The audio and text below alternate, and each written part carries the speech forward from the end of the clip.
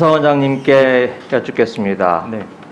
몇 차례 얘기가 나왔는데 백현동 개발건에 대해서인데요. 결론적으로 말씀드리면 성남시와 성남도계공과 관련해서 공무원 3명을 수사 요청했다. 예. 이렇게 결론을 내릴 수 있겠죠. 그런데 여기에 더불어민주당의 이재명 의원이 포함이 되어 있습니까? 포함되어 있지 않습니다. 네. 아까 유상범 의원님과의 질의였나요? 이런 말씀을 하셨어요. 당시 시장과 연결된 위법성은 찾지 못했다. 이 말씀 하셨죠? 예. 지금까지 나온 감사 결과는 최선이었다. 이 말씀도 하셨죠? 네. 이 두 가지 말씀을 묶어보면 지금 여당과 그리고 일부 언론에서 제기되는 각종 의혹에 대해서는 최소한 감사원 차원에서 현재까지는 나온 게 없었다. 근거가 없다. 라고 이야기할 수 있는 거 아니겠습니까? 예, 저희들이 감사 결과 보고서에 적혀 있는 그 내용이 저희들이 최선이고 그렇게 합니다. 네. 그런데도 불구하고 이런 의혹이 제기되는 데는 이 감사원의 좀 불투명한 행정 때문이라고 생각을 합니다.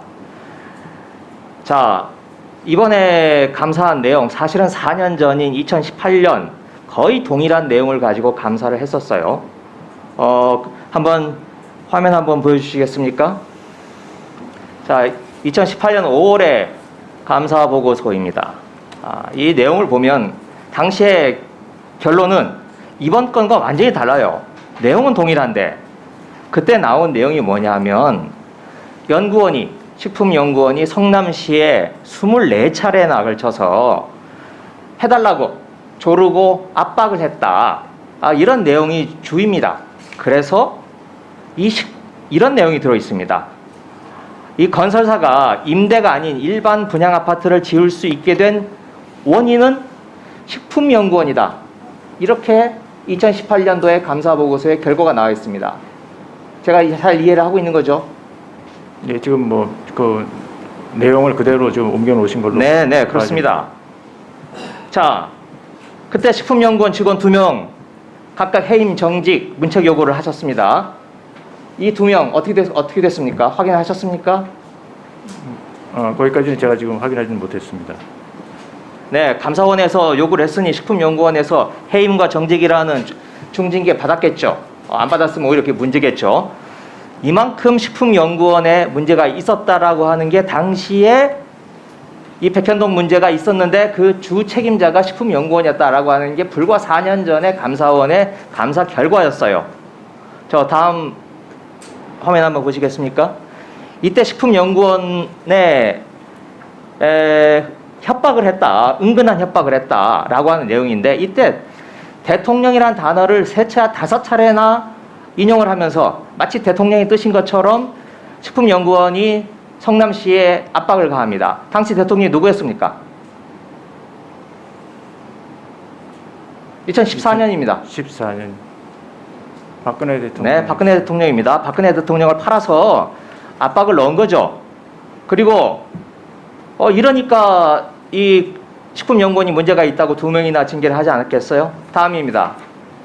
다음 화면 좀 보여주세요. 자, 이번은 국토부입니다.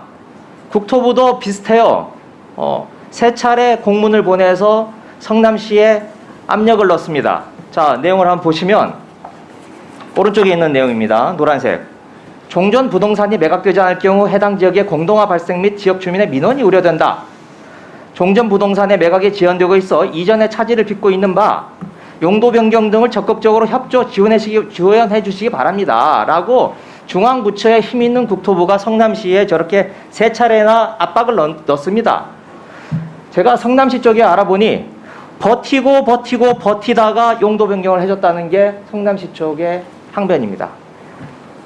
그리고 그 내용을 2018년 감사 때 성남시 감사하셨습니까?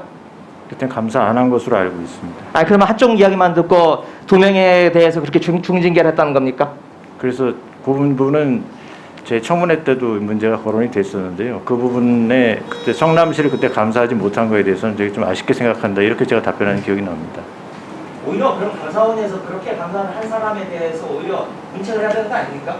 근데 그 당시에는 그 대상이 그 지방 이전 공공기관을 대상으로 했기 때문에 한쪽 측면만 보고 감사가 마무리된 것으로 그렇게 이해를 했습니다. 난 여기까지 하겠습니다.